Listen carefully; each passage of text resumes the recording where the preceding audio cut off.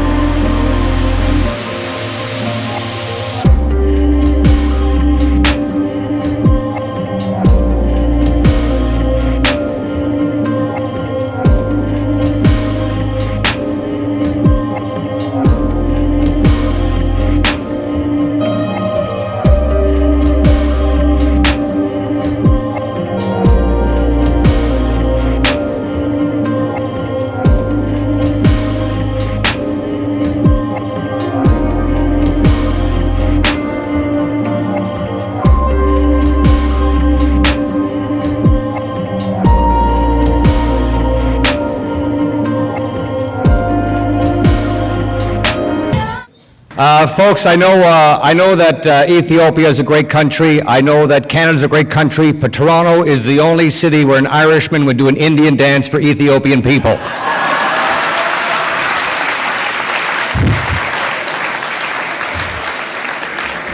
I hope that, I'm glad that very grateful for the award winners to spread sunshine. I hope they continue spreading sunshine. I hope you continue spreading sunshine to your children.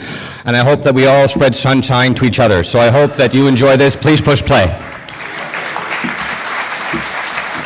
Dr. Michael Gervers is a professor of history and fine art at the University of Toronto and coordinator of Central and Inner Asia Studies, Asian Institute, Monk School of Global Affairs. He is also director of Mazgava Salat, Treasure of Ethiopian Art, an online database of Ethiopian art and culture presently containing over 65,000 images, most of which are photographed taken by himself in field expeditions to Ethiopia from 1982 to 2008. Dr. Gervers has been studying Ethiopia's rock cut churches for more than 25 years and has recently been awarded a major grant to document on video the knowledge and techniques behind how these churches were created. His course at the University of Toronto's Scarborough campus on the cultural history of Ethiopia is unique in North America. Dr. Gervers is also known for defining the value and accuracy of documents and manuscripts dating back to 1st century medieval times.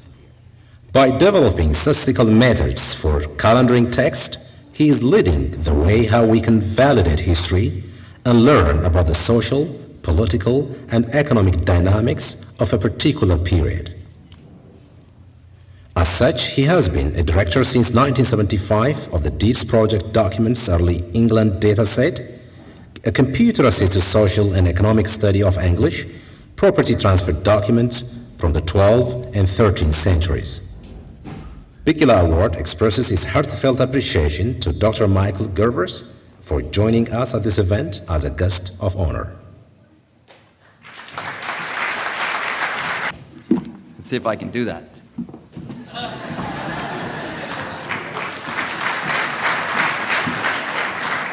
I can't dance, but my mother taught me that when I was 5, and that's the only thing that has remained with me. Tenastalin. Allow me first to thank the organizers of the Bikila Award ceremony for enabling me to speak to you, not only Toronto's Ethiopian community, but Canada's and North America's Ethiopian community this evening. I'm honored to participate in this celebration, which recognizes and promotes the wealth and richness of Ethiopia's ancient and enduring cultural heritage. From the historical viewpoint, a major challenge in this regard is the capacity to separate fact from fiction. That is, in a culture in which popular understanding of the past is derived largely from legend, the difficulty is to determine the extent to which legend is based on actual facts. The task is difficult, if for no other reason than that before the 16th century, we have little documentary evidence to rely on. What we do have requires constant reevaluation and reinterpretation of a literate culture, a unique literate culture, which goes back for more than 2,000 years before that. Why then, if our understanding of the past is so constantly in flux, are we concerned with it? In other words, why study history? One might compare history to the curriculum vitae, or resume, of the job seeker. The curriculum vitae reflects an individual's personal history and provides evidence of competence and experience. Without it, the prospects of employment are virtually nil. The history of a culture serves the same purpose. It distinguishes a people from any other and provides them with a sense of their uniqueness. It also serves as a source of pride and consequently of self-confidence. The importance of knowing one's cultural history is to provide one with a firm foundation upon which to comprehend the present and build the future. Unfortunately, however, the younger generations living in Ethiopia today show little interest in that extensive past which preceded the Italian occupation of 1936 to 1941. In the spring of 2013, I taught the cultural history of Ethiopia to PhD students in the history department at Addis Ababa University. All of them were preparing to write their dissertations on the period 1945 to the present. None were trained or equipped to deal with the previous 3,000 years of recorded Ethiopian history. Ethiopian studies is a relatively new discipline founded by Italian and German scholars in the late 19th and early 20th century, who, following World War II, were joined by others scattered across the rest of Europe. Major contributions are regularly being made, most recently by the appearance of the Encyclopedia Ethiopica, an international collaborative work consisting of over 5,000 pages led by the Africa-Asia Institute of Hamburg University in Germany and completed in 2014. Virtually all writing in Ethiopia before 1863 was performed by scribes who conveyed the content of religious texts by hand to parchment and paper. Millions of such handwritten works survive in Ethiopia. But today, this enormous corpus is quickly deteriorating for the lack of means to preserve it, both among Christian and Muslim communities. We have led several expeditions funded by St. John's University in Minnesota, the British Library, and the Asia-Africa Institute in Hamburg to digitize some of those endangered archives. But there is currently a popular movement fueled by the media to curtail such efforts, in which they refer to digital preservation as digital theft. We are accused of theft. This is the most unfortunate development indeed, as the situation on the ground is becoming desperate. Yet despite the positive efforts of the Ethiopian embassy in Ottawa, the authorities in Ethiopia, whose job it is to preserve Ethiopia's ancient historical record, are either unable or are reluctant to deal with it. We have, over the past 30 years, nevertheless, managed to work towards such preservation and to promote Ethiopia's artistic and cultural heritage through, first, the foundation of Mazgaba Seylet, an online database currently consisting of over 65,000 images of Ethiopian art and culture. Secondly, the online site currently being prepared by the Library of the University of Toronto at Scarborough, containing digitized images of the entire manuscript archive of the monastery of Gunda Gunda in Tigray, that is, some 219 manuscripts and 34,000 pages of text. Thirdly, similar websites sponsored by the British Library for the monasteries of Maiweni and Debre Sarabi have also been prepared. Fourth, the publication of numerous articles on Ethiopian art, architecture, and manuscript studies, including a work which my colleagues and I are producing at the moment, a forthcoming monograph on the Zagwe Church of Yemrahana Christos, built in a large cave near Lalibela.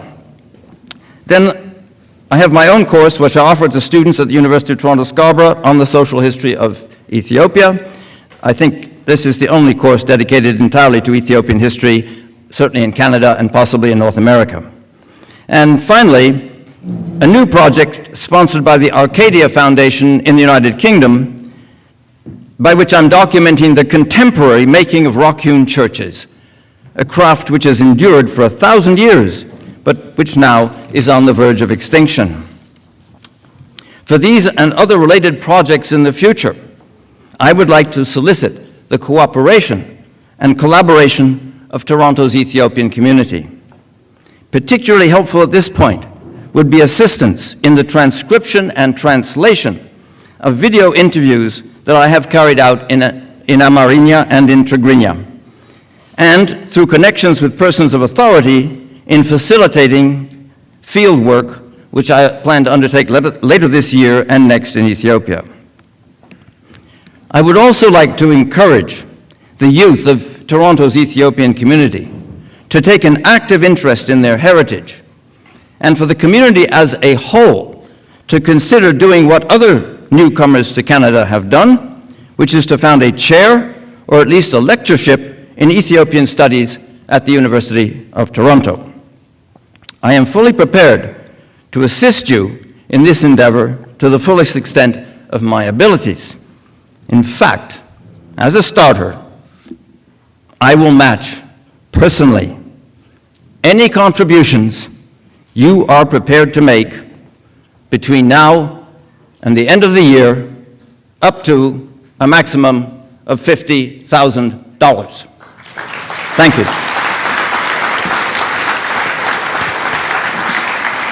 For the rich, for the young, for the old, for the man, for the woman, for the child, from the tears of God that have fallen in the Nile, for the joy, for the pain, for the sun, for the rain, for the African blood in all of our veins. I don't want to see another child on his own. No shoes, no clothes, no food, no home. Dr. Ngida Asfa, who left Ethiopia at the tender age of 16 to study medicine in the United States, is a nationally and internationally renowned cardiothoracic vascular surgeon currently on staff at the Detroit Medical Center hospitals. He also serves as the chief of cardiovascular surgery at Sinai Grace Hospital, a clinical professor of surgery at Wayne State University, chairman of cardiothoracic surgery at Trinity Health St. Joseph Mercy, Auckland, and chief executive officer of cardiothoracic and vascular surgeons of Michigan. Dr. Ngida has kept his true promise to return to Ethiopia with healing hands. He played a key role in creating the Ethiopian North American Health Professionals Association, an international network of more than 500 medical and non-medical professionals who donate their time and talents in Ethiopia. He and his team of volunteers have performed surgical procedures, conducted advanced training for healthcare professionals, donated books, provided life-saving medical equipment, instruments, and supplies to several specialized hospitals, 3 universities, and a leprosy research training center. He has also played a very important role in the fight against HIV/AIDS in Ethiopia and has been instrumental in creating a program to support a grassroots Ethiopian organization caring for hundreds of AIDS orphans. Dr. Ngida Asfaw was named America's greatest hometown hero, winning the Volvo Quality of Life category and the overall grand winner selected from among 4,341 nominees. Bikila Award congratulates Dr. Ngida Asfaw for being selected as the 2015 Bikila Professional Excellence Award winner for his distinguished research work, outstanding clinical services, and teaching excellence as cardiothoracic vascular surgeon.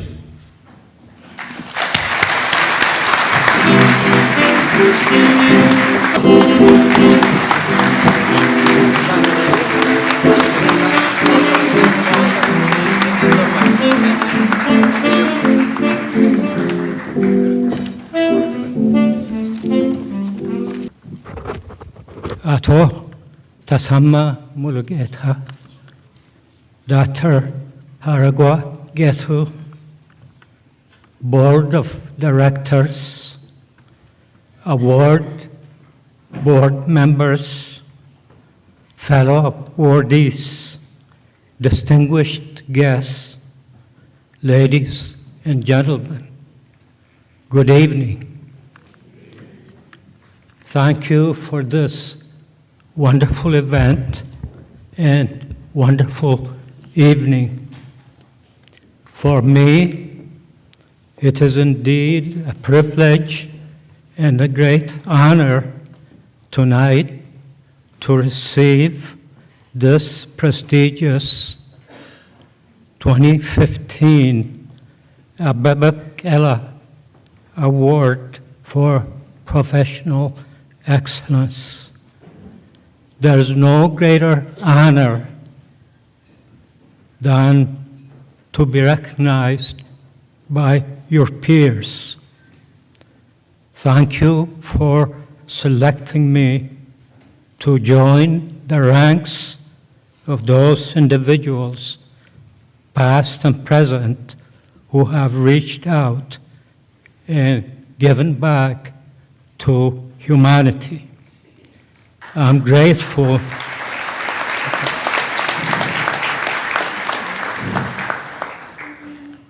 I'm grateful to be a part of this great legacy. It is my belief that we are all born with the gift of purpose and meaning in life. It is up to each one of us as individuals to discover and fulfill his or her purpose and meaning along the pathway of life. May we all embrace and continue the tradition of professional excellence that the model of Bikila has established. Thank you for listening, and God bless you.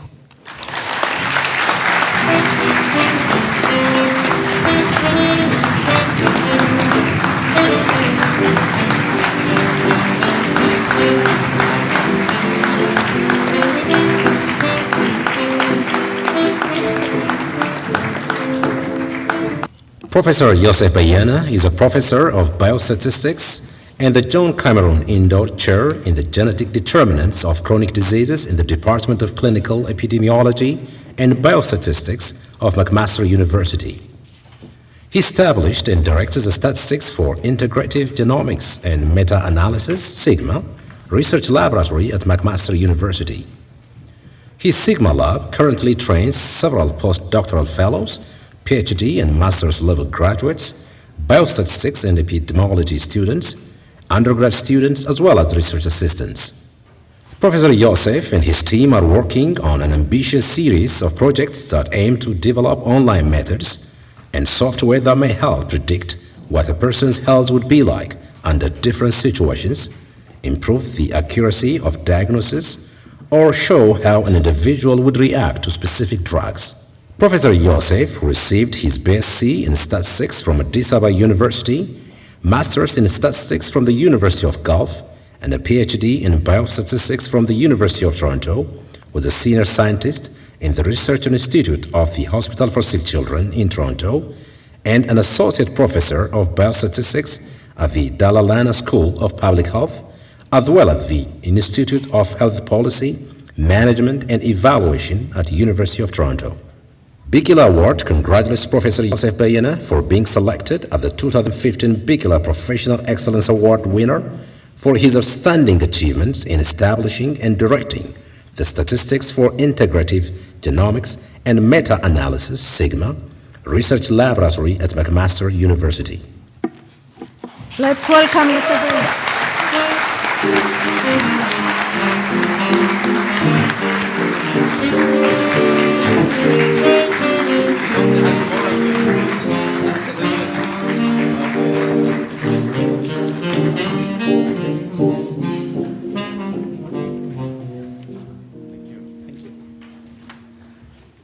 Wow, thank you so much. Thank you very much. This is indeed a great honor for me to stand here in front of all of you and receiving this very important award that's named after a great man, a great Ethiopian, a hero, an outstanding man who has inspired generations of Ethiopian long-distance runners, I should say, and beyond Ethiopia. I am very grateful for the recognition of my professional achievement. Winning this award would not have been possible without the support, care, motivation, inspiration of many people who have touched my life along the way. My life started in a small village, I guess now a city, in Lalibela, in North Wollo, and have come a long way since then. I have made few big jumps. A jump from Lalibela to Addis to join Addis Ababa University. It was a shock for me because I never knew anything about life outside of my surrounding in Lalibela. And from Addis to Guelph, University of Guelph, another big jump. I guess now I feel a bit comfortable that, looking back, the road was not straightforward, but I have never lost sight of my dream. And I have to obviously thank so many people, and I would not name them all, my family, friends, mentors, teachers, students that I teach now. But I have to mention one extraordinary individual. That's my dad. My dad gave me the best gift anyone can give, the gift of education. He believed in me. He never got satisfied by just getting an A here and there. When I was 21, that's when I finished my first degree at Addis Ababa. I went back, I was very happy, I got distinction, and I thought my dad would now find me a wife and, get me to a new life. No, that was not what my dad had in mind for me. He said, son, you started. That was the beginning of education for him. How smart. He was not educated in the modern sense that we know, but he was visionary. So I thank the previous speakers who emphasized the importance of parents giving their best advice to the young, to their kids. And of course, my kids are here now. They're probably saying, here you go, Dad. He's reminding us, but you heard it not only from me, from distinguished professors and people who have achieved twice, 3 times more than I did. So without further ado, I thank you very much once again, and I'm happy.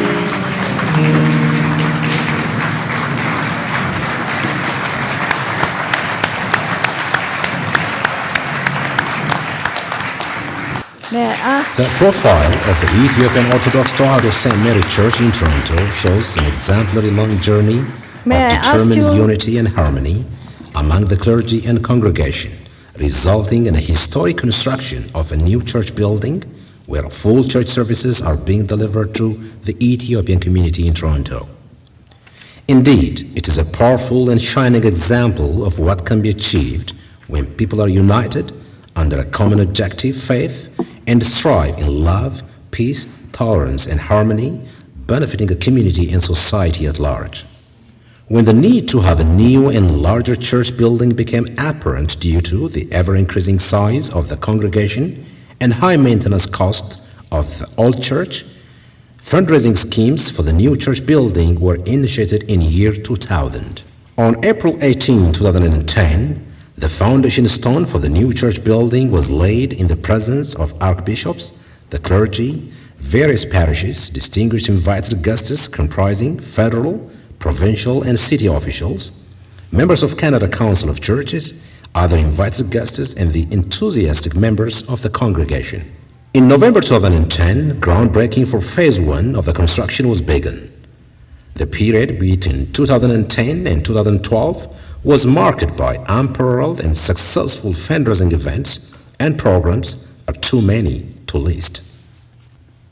On November 17, 2012, the new church building was consecrated in the presence of archbishops, the clergy, many distinguished guests including other church leaders, members of Canada Council of Churches, federal, provincial, and city officials, and members of the congregation. The total cost of construction, including the value of donated skilled labor, materials, and professional service, amounted to over $7 million. Bikila Award congratulates Ethiopian Orthodox Tewahedo St. Mary Church of Toronto for being selected as Community Service Excellence Award winner for the extraordinary achievement in bringing Ethiopians together to build a cathedral that has become a lasting footprint of Ethiopians in Canada and a major architectural and artistic contribution to the Canadian cultural mosaic. may I now ask Ato Alemaño Zenebe to come to the stage to receive the award.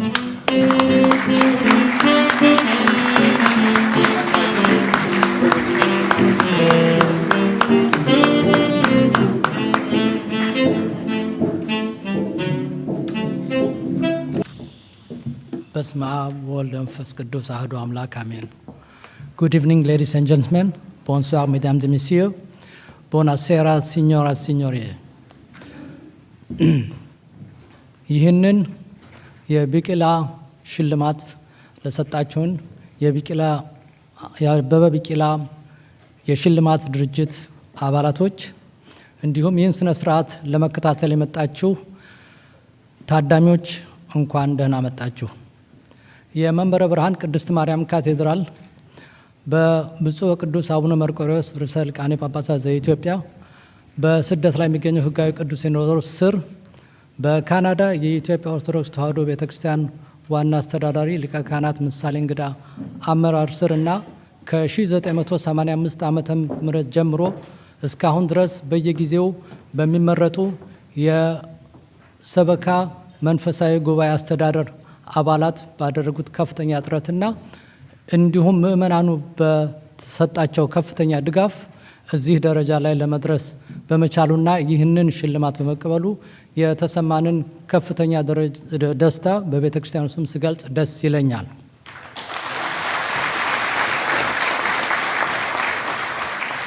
የኢትዮጵያ ኦርቶዶክስ ተዋሕዶ ቤተ ክርስቲያን አመሰራረት በካናዳ ቆየት ያለ ጊዜ ስላለው በሁሉንም ዓመተ ምህረቶች የሚጠቅሰው እንደ አውሮፓውያን አቆጣጠር ነው።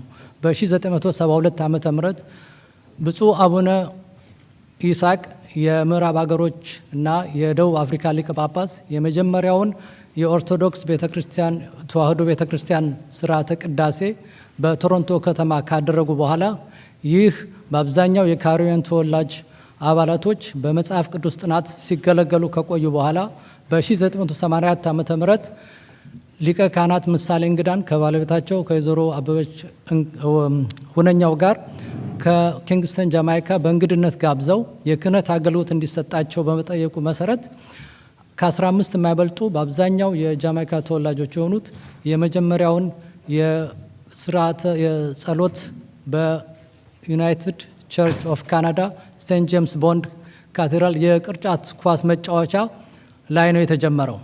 ከዛም እድገት በማሳየት በ1985 ዓመተ ምህረት በቫን ሮድ ላይ ሱቅ የነበረውን ወደ ቤተክርስቲያንነት በመቀጠል የመጀመሪያው ቅዳሴና የመጽሐፍ ቅዱስ ትምህርት በእንግሊዝኛና በአማርኛ መሰጠት ተጀመረ።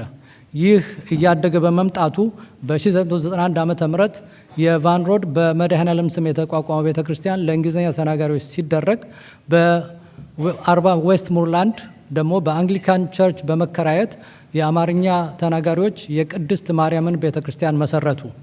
ይህ በእንዲህ እንዳለ በአንድ ካህንና በጥቂት ዲያቆናት የተጀመረው ቤተክርስቲያን በአሁኑ ደረጃ በመላው ካናዳ ትላልቅ ከተሞች እየተስፋፋ ነው። ይህንን ማህበራዊ ጉዳይና የመንፈሳዊ ጉዳይ አገልግሎትን በመቀጠሉ በአሁን ጊዜ በሃሊፋክስ፣ በኦቶዋ፣ በለንደን ኦንታሪዮ፣ በካልጋሪ፣ በኤድመንተን፣ በዊኒፔግ፣ በብራንደን ማኒቶባ የራሳቸውን ቤተክርስቲያን በመግዛት የማህበራዊና የመንፈሳዊ አገልግሎቶችን እየሰጡ ነው። እንዲሁም በብሪቲሽ ኮሎምቢያ በቅርቡ ቤተክርስቲያናቸውን ይገዛሉ። የዛሬው ከፍተኛ ቀን በዛሬው ደግሞ ከፍተኛና ልዩ የሚያደርገው የዚህ የሽልማት አሰጣጥን ዛሬ ቀን በብፁዕ አቡነ ዲሜጥሮስ የሕጋዊ ቅዱስ ሲኖዶስ አባልና በኦንታሪዮና አካባቢው የሀገረ ስብከት ሊቀ ጳጳስ ተባርኮ የተከፈተው የሐመረ ኖህ ኪዳነ ምሕረት ቤተክርስቲያን በኪችነር ኦንታሪዮ የራሱን ቦታና ቤተክርስቲያን ገዝቶ ዛሬ ተባርኮ አገልግሎቱን ጀምሯል።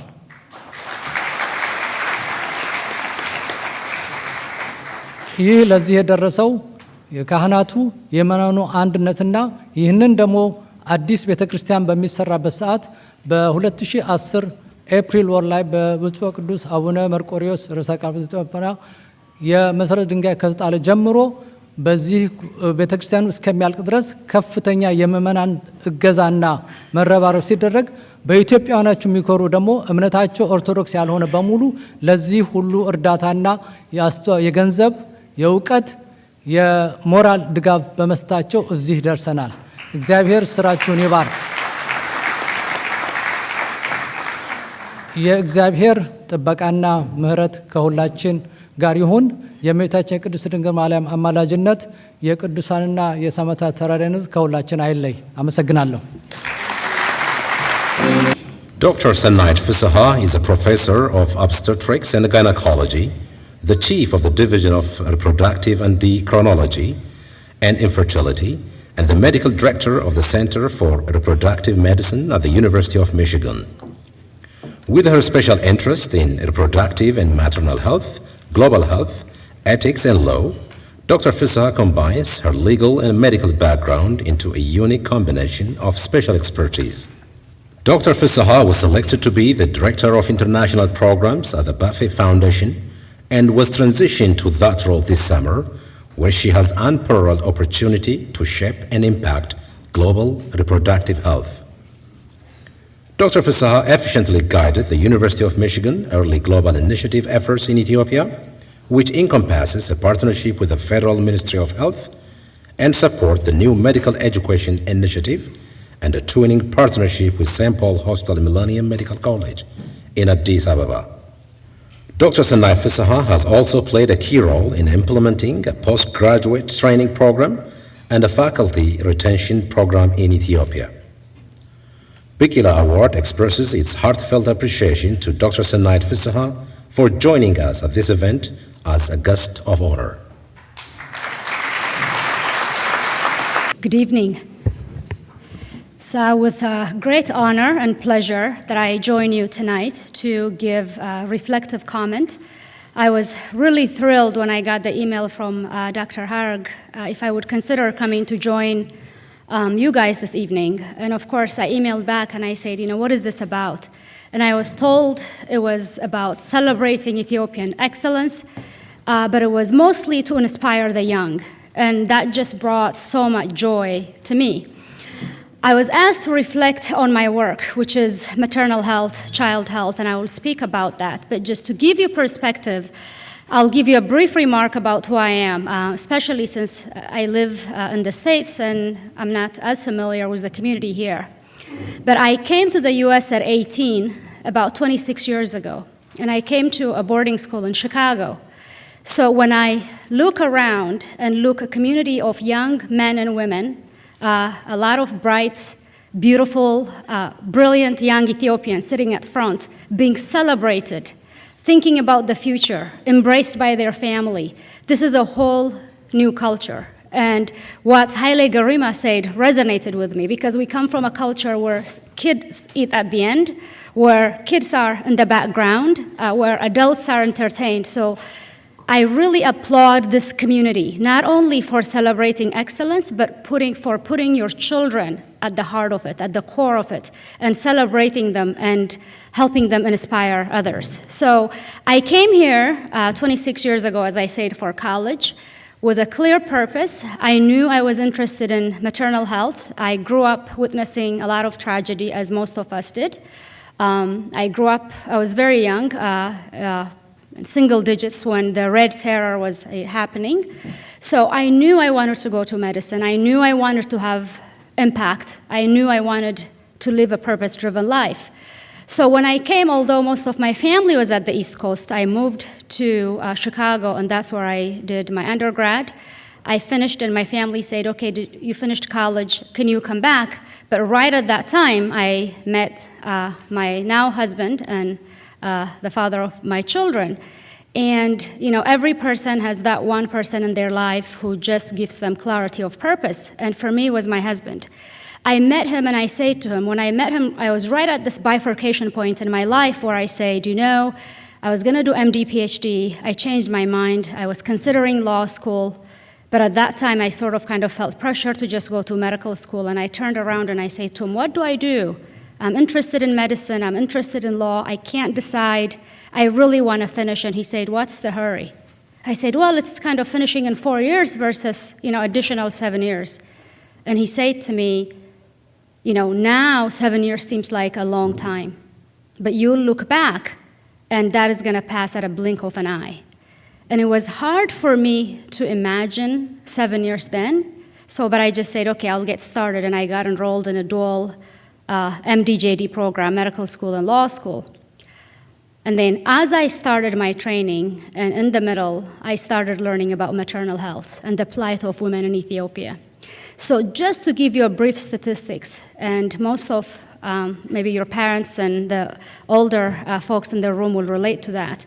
When I left Ethiopia 25, 26 years ago, maternal mortality, which is how we measure the number of women that die in childbirth in Ethiopia, was about 1,400 per 100,000 live births. So for every 100,000 women that give birth, about 1,400 will die.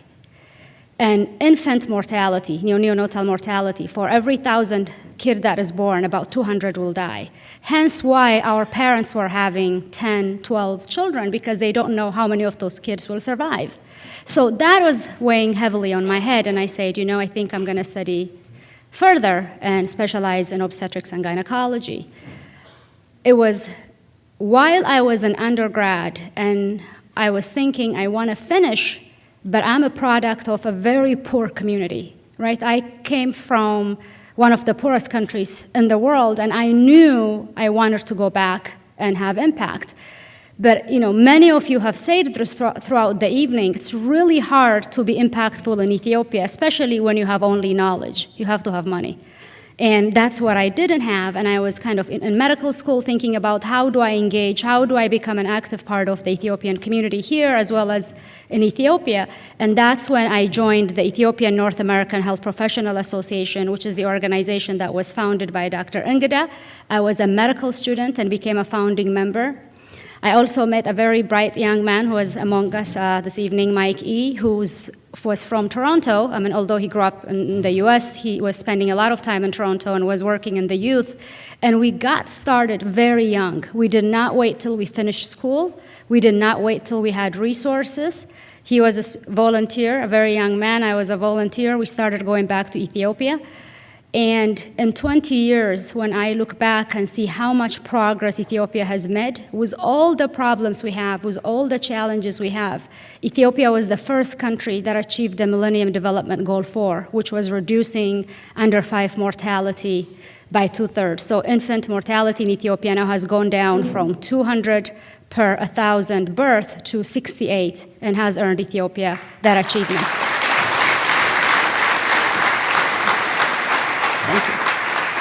So if you look at maternal mortality, again, we have not met the Millennium Development Goal of dropping it by 2/3, but we're very, very close. We have dropped maternal mortality from 1,400 per 100,000 live birth in 1990 to about 450. We still have a long way to go. As you know, the terrain is very difficult. We have pastoralist communities. The number of women who deliver in facility with a skilled birth attendant is very low, but the future is looking brighter. And I get even that much more excited when I see young people in this room that I know tomorrow will be part of this movement. So I started my partnership through ANAPA, but very successfully through my university. I was able to collaborate initially with Black Lion and then subsequently with St. Paul Hospital Millennium Medical College, which is an old hospital that was built in the 1960s, but about 8 years ago, the Ministry of Health made it one of the model schools that is directly reporting under the Ministry of Health. I got attracted to that school for many reasons, but one of the main reasons was I met a very bright, very young gynecologist that I was introduced to by Dr. Harag and by Sharon, who, when I met her, was in her late 20s. She could be in private practice and make a lot of money, but she had determined to spend her life and her young energy in building a government hospital. So her and I joined forces with the support from many partners, the University of Michigan, the Ethiopian Ministry of Health, and in 5 years, when I went there, the medical school was in its second year, and now in the last 5 years, we not only have a very strong medical school, which has really emerged to be one of the finest. We now have medical students from the US and Canada who go back to enroll at St. Paul. We have accepted our second student, who's an Ethiopian American. We have residency training in gynecology and obstetrics, which is my specialty. We have the first maternal fetal medicine, which is high-risk obstetrics and gynecology fellowship training in country. We just performed the first renal transplant in the country just this week. Many firsts, and all this because I had colleagues that inspired me and colleagues that supported my work. So when I sit in this room and see so many bright young students who were celebrated early this evening, so many in the pipeline, I get that much more inspired. Despite all the challenges that's been said, I think the future is looking brighter for Ethiopia, and I'm just so glad that you guys invited me to come and share my word. But I'm even more excited to see so many young men and women, young adults being celebrated. So thank you for the opportunity. I celebrate you, I salute you, and keep up the good work. Thank you.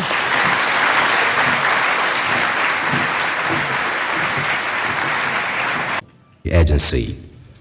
In November 2012, when the former Iraqi President Saddam Hussein agreed to allow UN weapon inspectors to inspect, verify, and destroy Iraqi nuclear, chemical, biological, and long-range missiles, Mr. Mulugeta was one of the handful of UN inspectors and the second from Africa selected for this historic mission. With his group, Mulugeta performed more than 70 sensitive, critical, and dangerous inspection missions, serving many times as the inspection team leader at many chemical weapon-related facilities.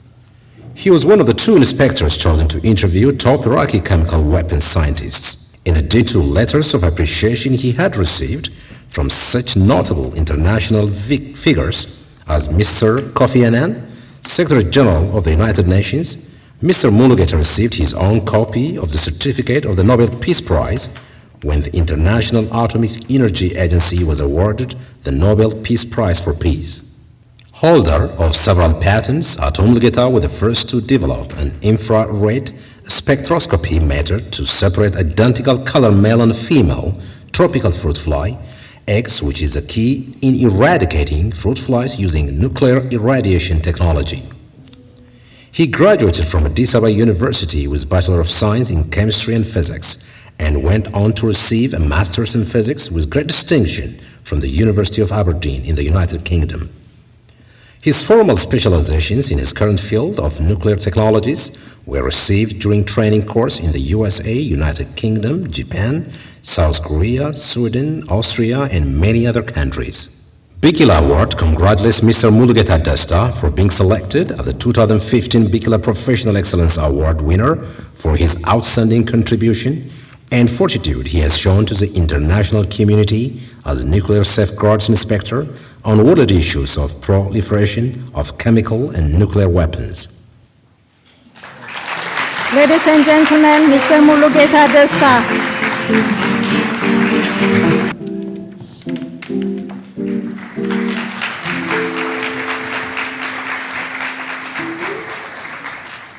Okay, thank you. I sincerely appreciate the Bikila Award founders and board members organize such an excellent event, which greatly inspires the young generation, and I'm really greatly honored to receive the award from the Bikila Award. When I was 17 in 1982, I was selected to give a speech by representing Bahar Dar town Youth Society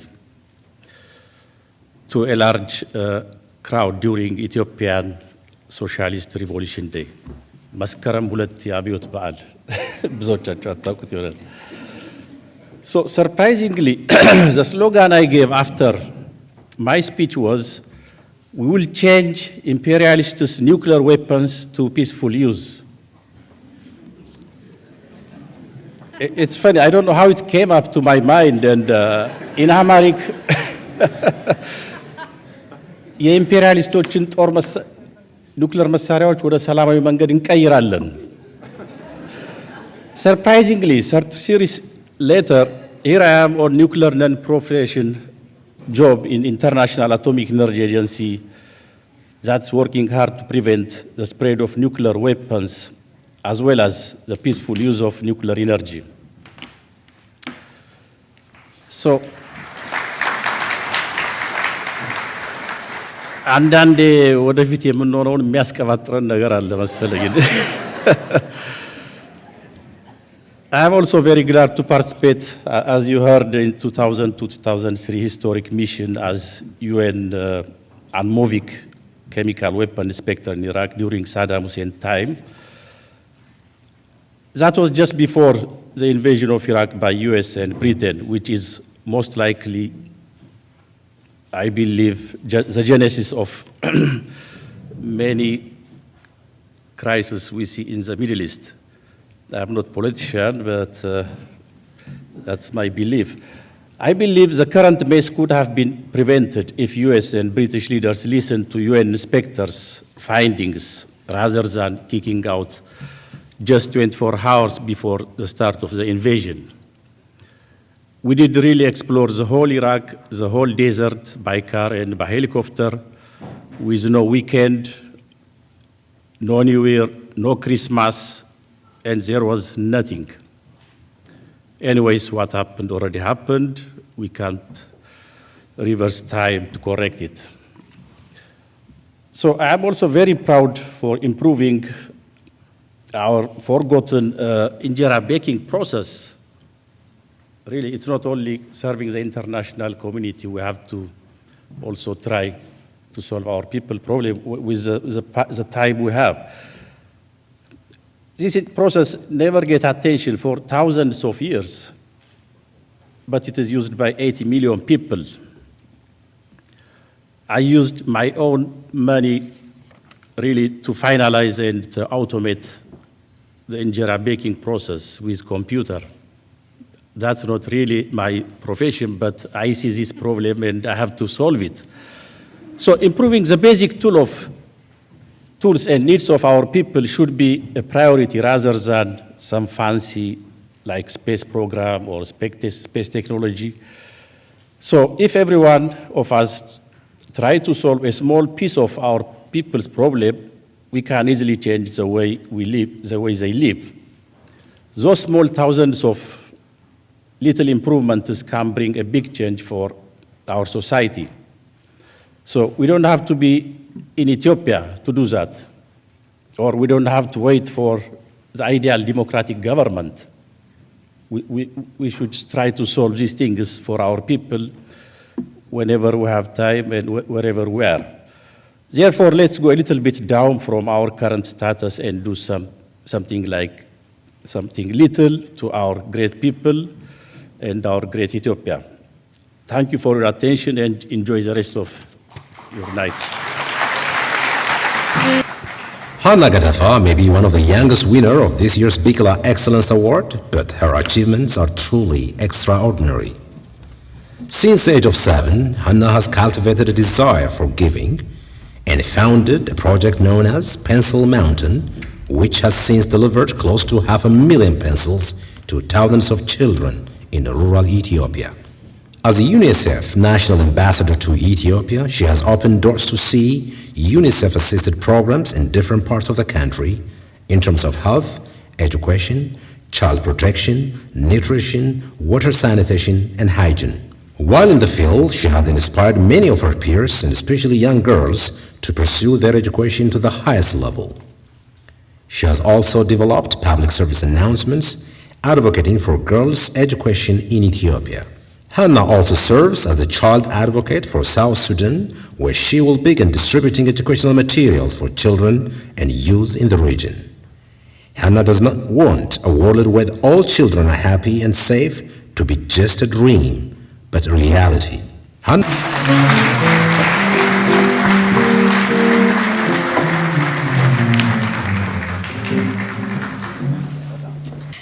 Thank you so much. First, I must thank Dr. Sunnight, my absolute role model. I hope that I will accomplish half of what you have done within the next couple of years in my life. It is an absolute honor to receive the Bikila Distinction for Community Excellence. It means so much to me to be recognized by my community, my Ethiopian community here in Toronto, who has consistently offered me encouragement, mentorship, and support throughout my endeavors. And I've always been passionate about children's rights and education, and I'm overjoyed to know that this organization supports these ideas as strongly as I do. When I was thinking about this event, I remembered back to 4th grade when my teacher in elementary school had asked me to profile an individual of African descent who had made a powerful and lasting contribution to our world. Now, many of my classmates turned to leaders of the civil rights movement in the United States or popular performing artists, as Professor Girma had said earlier, Beyonce, Jay-Z. And when I had come home with this assignment, I turned to my father, and my father suggested that I do something different and research notable Ethiopians to present to my class. And I came across the story of one Ethiopian in particular that resonated strongly with me. His name was Bikila, and he was a double Olympic marathon champion who ran barefoot in the Summer Olympics of 1960, when he could not find a pair of shoes that fit comfortably, and he had decided to run barefoot just hours before the race. When he was asked why he chose to run barefoot, he said it was because he wanted the entire world to know that his country, Ethiopia, had always won with determination and heroism. Now, most of my classmates, none of whom were from Ethiopia or Africa, had never heard of Bikila before, and were amazed that such greatness could originate from a place that had been depicted to them very differently according to the history books and the media that they had been exposed to. However, Bikila's message remained with me and became a metaphor for my life, for everything that I had set my mind on achieving. I wanted to be like Bikila. I myself wanted to win with determination, to win with heroism. So I want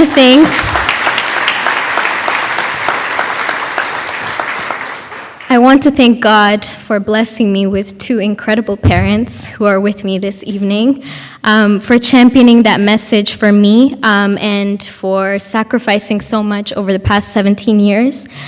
This excellence really belongs to you, and with every year I am learning how to accept and better value your guidance and hand in my life, and I could not be here without you.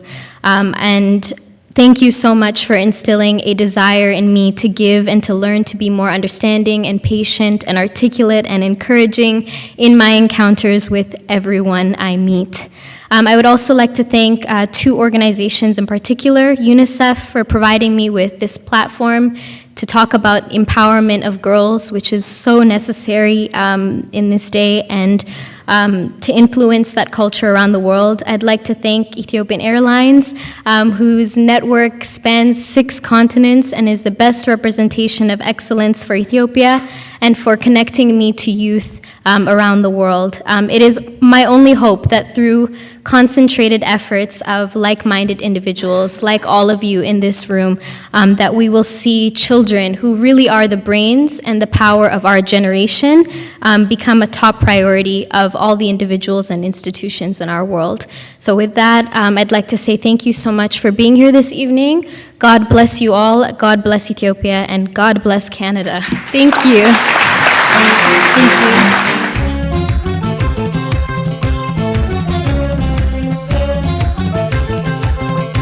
ቢኤምኤችቢ ስቱዲዮ ለበርካታ ዓመታት ደንበኞቹ ኩራት ሆኖ የቆየው ቢኤምኤችቢ ስቱዲዮ የአገልግሎት አሰጣጡን አሳድጎ በተሻለ አገልግሎት መጣው ይላል። ቢኤምኤችቢ ስቱዲዮ የተለያዩ ዝግጅቶችን በፎቶና በቪዲዮ ቀርጾ ትዝታ በማድረግ ወደር የማይገኝለት ሆኗል። ለዚህም ደንበኞቻችን ማኞቻችን ናቸው። እርሶ የሰርጎን ቀን ብቻ ይንገሩ፣ እኛ ሰርጎን ለልጅ ልጆ እንደወጣት እንዲተላለፍ የማድረጉን ስራ ዘመኑ በወለዳቸው የቴክኖሎጂ መሳሪያዎች እንጠበብበታለን። ቢኤምኤችቢ ስቱዲዮ ለሰርግ፣ ለልደት፣ ለስብሰባ፣ ለአኒቨርሰሪ፣ ለማንኛውም ዝግጅት እኛን ያነጋግሩ። ስልክ ቁጥራችን 647 887 1241 ቢኤምኤችቢ ስቱዲዮ ቢኤምኤችቢ